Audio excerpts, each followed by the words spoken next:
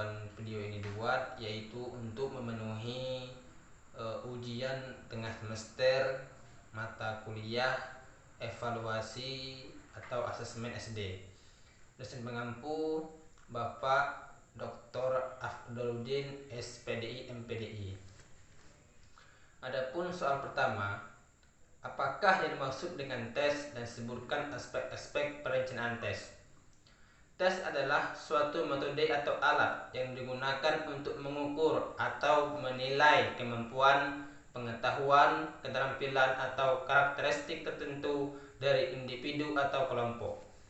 Tes dapat digunakan dalam berbagai konteks seperti pendidikan, perekrutan, tenaga kerja, penelitian, dan evaluasi kesehatan. Aspek-aspek perencanaan tes mencakup beberapa hal yang perlu dipertimbangkan agar tes dapat memberikan hasil yang valid dan dapat diandalkan. Berikut adalah beberapa aspek perencanaan tes. 1. Tujuan tes.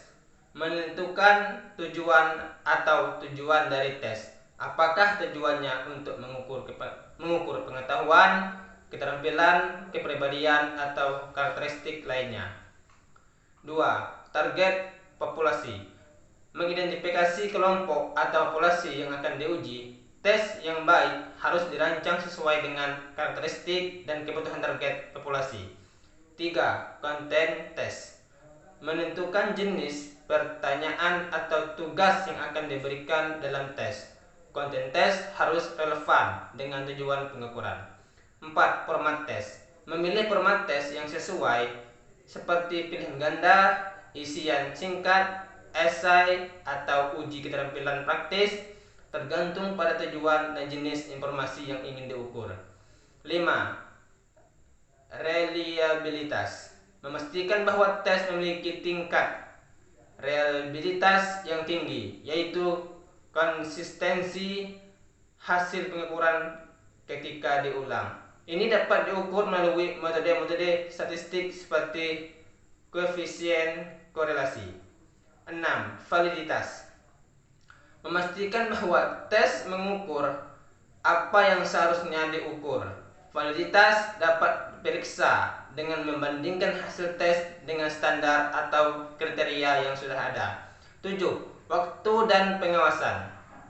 Menentukan waktu yang diperlukan untuk menyelesaikan tes dan apakah diperlukan pengawasan selama pengerjaan tes untuk mencegah kecurangan. 8. Scoring dan interpretasi.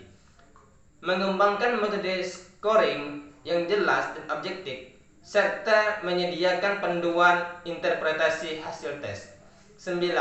Kemudahan administrasi. Memastikan bahwa tes dapat dikelola dengan mudah, baik dalam hal distribusi, pengumpulan data, maupun pelaporan hasil. 10. Etika tes. Menjamin bahwa tes dijalankan dengan memperhatikan etika dan hak asasi manusia seperti privasi dan non-diskriminasi. 9. Pengembangan dan uji coba.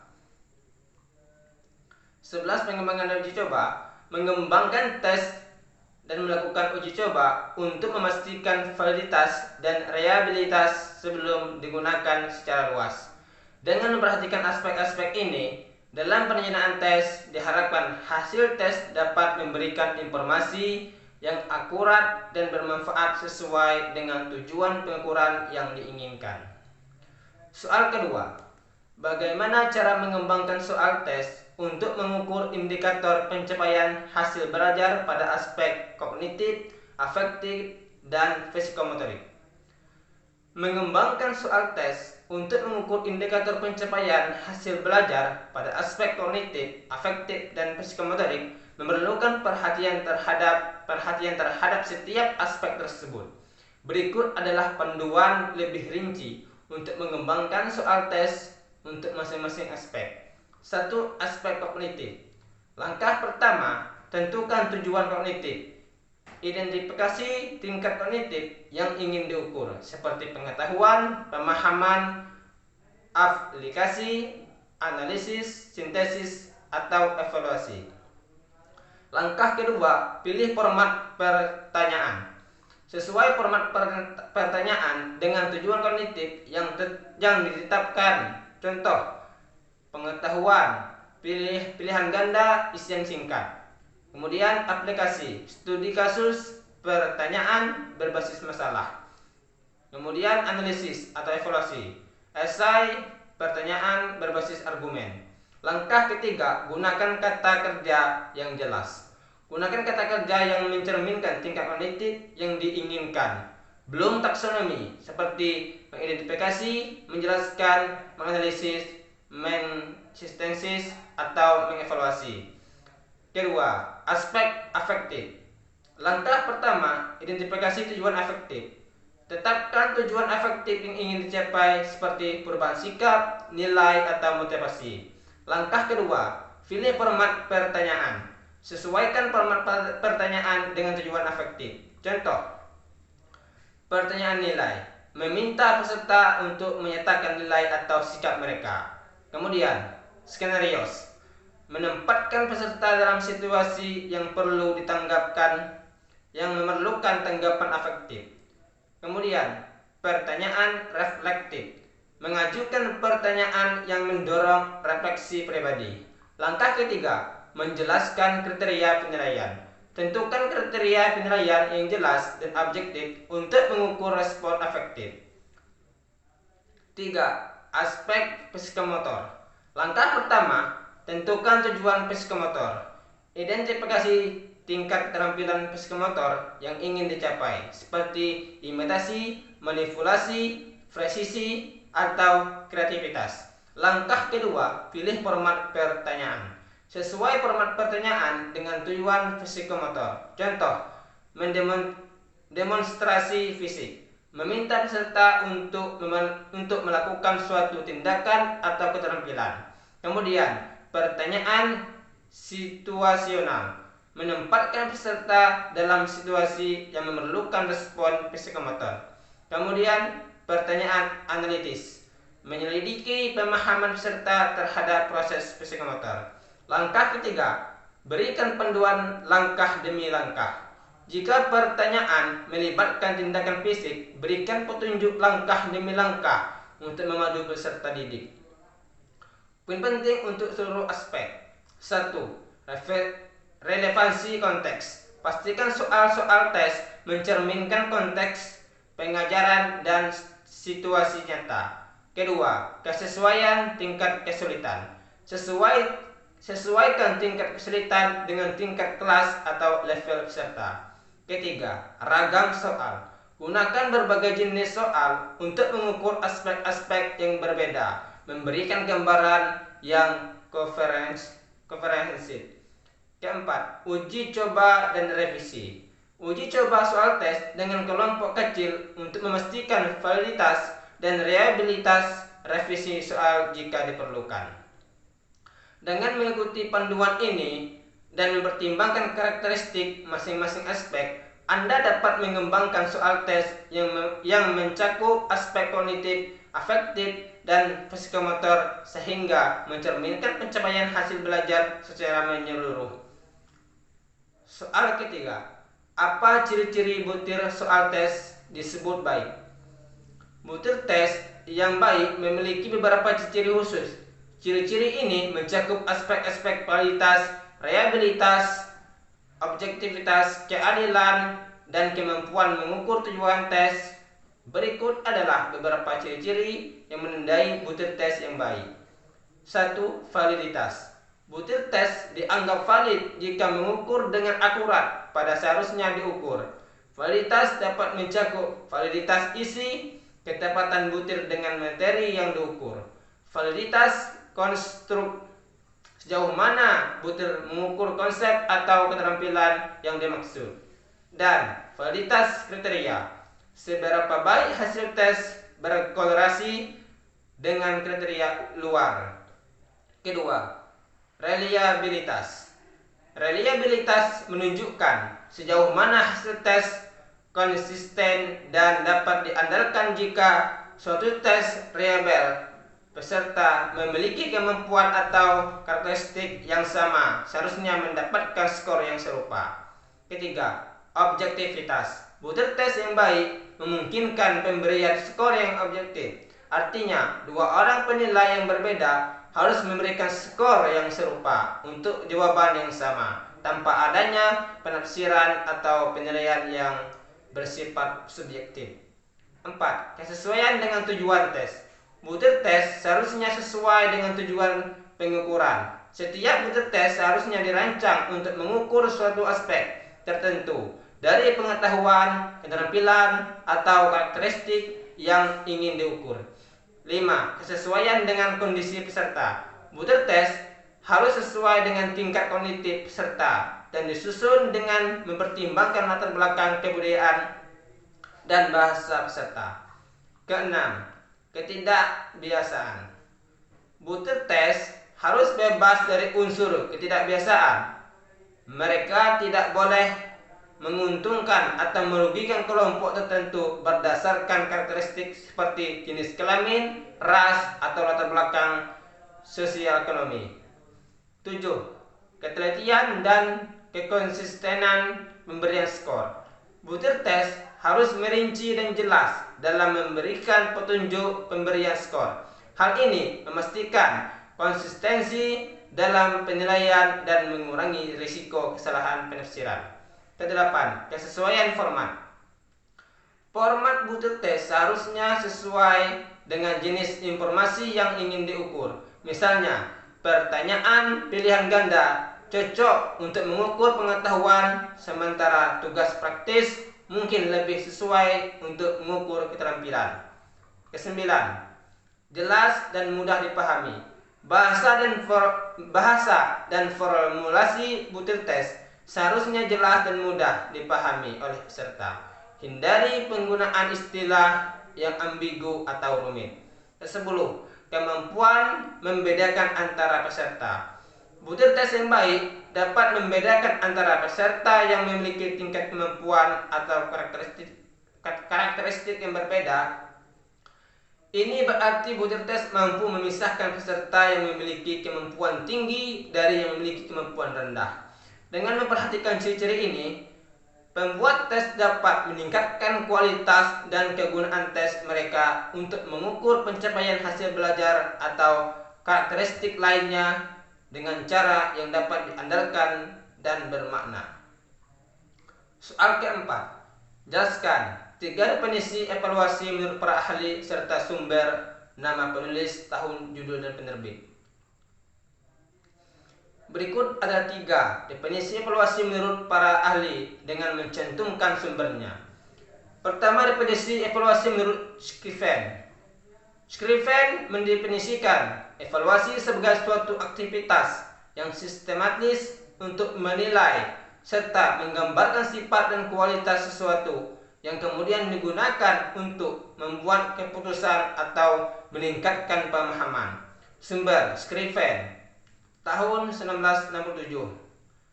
The Methodology of Evaluation.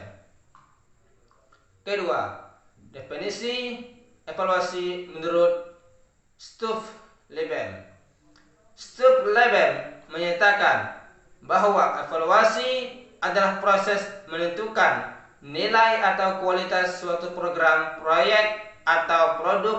Evaluasi dapat dilakukan untuk berbagai tujuan, termasuk akuntabilitas pengembangan atau pengembangan keputusan.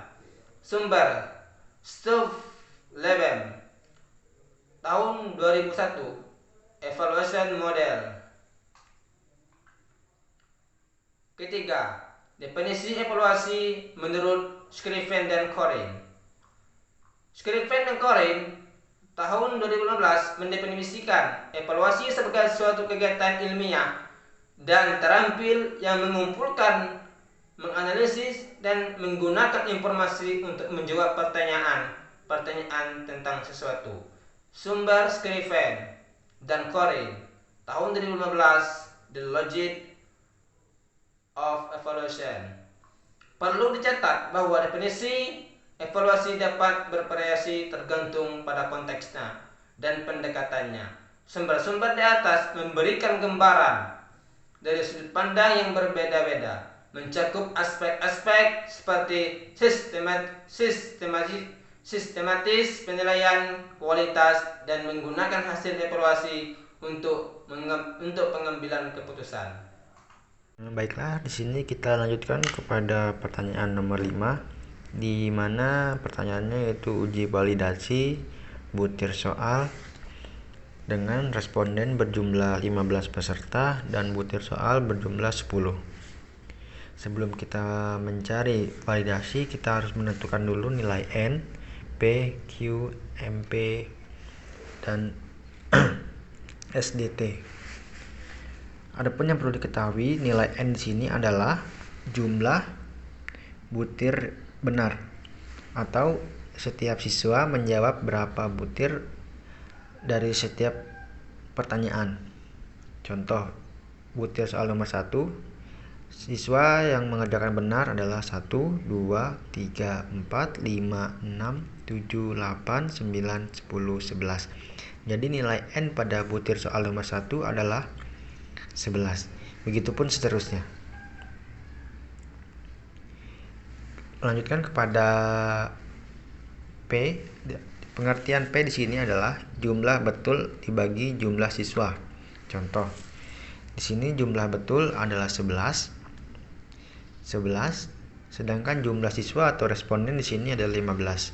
Jadi jumlah betul 11 dibagi 15 responden atau 15 siswa, hasilnya adalah 0,73. Begitupun seterusnya. Kita lanjutkan kepada rumusan yang selanjutnya, yaitu kita mencari Q. Q di mana dengan pengertian di sini adalah 1 dikurang P. Berarti mencari Q 1 dikurang P atau 0,73. Misal 0,73. Jika kita ingin mencari Q, berarti 1 dikurang 0,73 adalah 0,27. Begitupun dengan butir-butir selanjutnya. XT. Selanjutnya kita mencari XT. XT di sini adalah jumlah benar per siswa.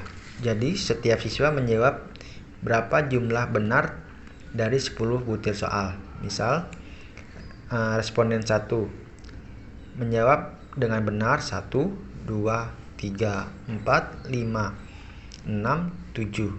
Di sini terdapat 7. Berarti siswa responden 1 menjawab soal 7 butir soal. Begitupun seterusnya. Jika kita sudah mendapatkan nilai XT di sini, selanjutnya kita mencari nilai SDT. Coba kita mulai masukkan ke dalam rumus. Yang pertama SDT. SDT di sini berarti akar sigma XT kuadrat dibagi N atau jumlah siswa dikurang dalam kurung XT dibagi N buka tutup kurung pangkat 2. XT di mana di sini adalah jumlah benar per siswa dan ST kuadrat adalah kuadrat dari jumlah benar siswa, ya. Misalnya di sini 7, kuadrat dari 7, akar kuadrat dari 7 adalah 49. Kita masukkan ke dalam rumus. XT kuadrat di sini adalah 689. Kita masukkan ke dalam rumus dibagi N. N di sini adalah jumlah benar per siswa. Maksud saya jumlah siswa. Jumlah siswa di sini adalah 15 dikurang buka kurung sigma XT. Sigma XT di sini adalah 101. 101 dikurang jumlah siswa per pangkat 2. Lanjut, 689 dibagi 15 adalah 45,93. Yang selanjutnya yaitu 101 dibagi 15 yaitu 6,73 pangkat 2. Di sini akar dari 45,93 dikurang 45,29 adalah 0,64. Jadi di sini kita sudah dapat butir yang pertama, yaitu SDT yang pertama, yaitu 0,64. Selanjutnya kita mencari MT. MT di sini adalah skor rata dari skor total. Dengan rumus MT sama dengan sigma XT dibagi N. Tadi sigma ST adalah 101 dan N adalah jumlah siswa, berarti 15. Jadi di sini 101 dibagi 15 sama dengan 6,73. Setelah kita mencari MT, kita mencari MP. MP adalah skor rata hitung untuk butir yang dijawab betul. Jadi rata skor total yang dijawab benar. Pada bagian ini kita fokus per nomor atau item soal.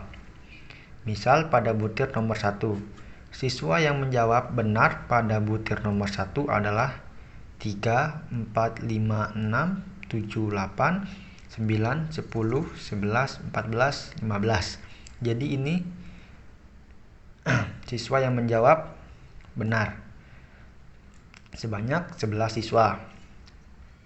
XT masing-masing siswa adalah 6, 7, 8, 7, 7, 8, 6, 6, 7, 7, 5. Jadi jumlah XT ini adalah 74. Jadi MP butir 01 adalah 74 dibagi 11 sama dengan 6,72. Jika kita sudah mendapatkan semua apa yang diminta rumus ini, selanjutnya yaitu kita tinggal memasukkan MP, MT, SDT, P, dan Q ke dalam rumus. Contohnya seperti butir soal nomor 1 RP-BIS sama dengan MP dikurang MT dibagi SDT dikali akar P dibagi Q. Butir 01.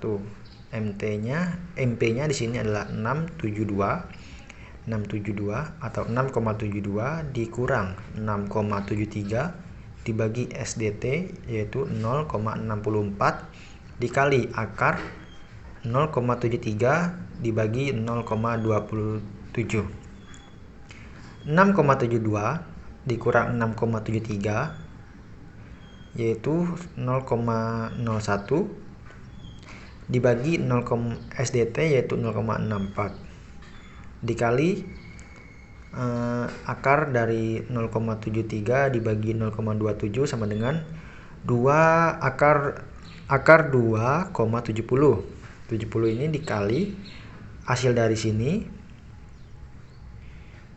hasil dari pembagian ini yaitu 0,01 dikali akar 2,70 hasilnya 0,1. Itulah hasil dari RP-BIS atau koefisien korelasi poin berserial. Jika kita sudah mendapatkan apa saja yang diminta oleh rumus tersebut, maka kita selanjutnya yaitu tinggal memasukkan kepada rumus untuk mencari RP-BIS ini. Contohnya pada butir soal nomor 1, di mana MP dikurang MT dibagi SDT dikali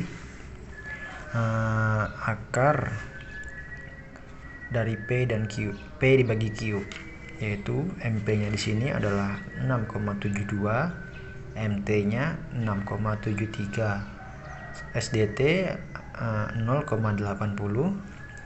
P 0,73 dan Q-nya adalah 0,27. Baik, 6,72 dikurang 6,73 yaitu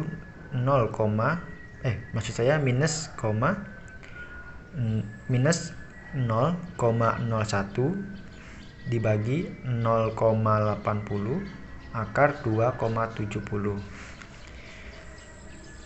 Di sini 0,01 dibagi 0,80 ialah minus 0,0125 dikali 1,64 dengan hasil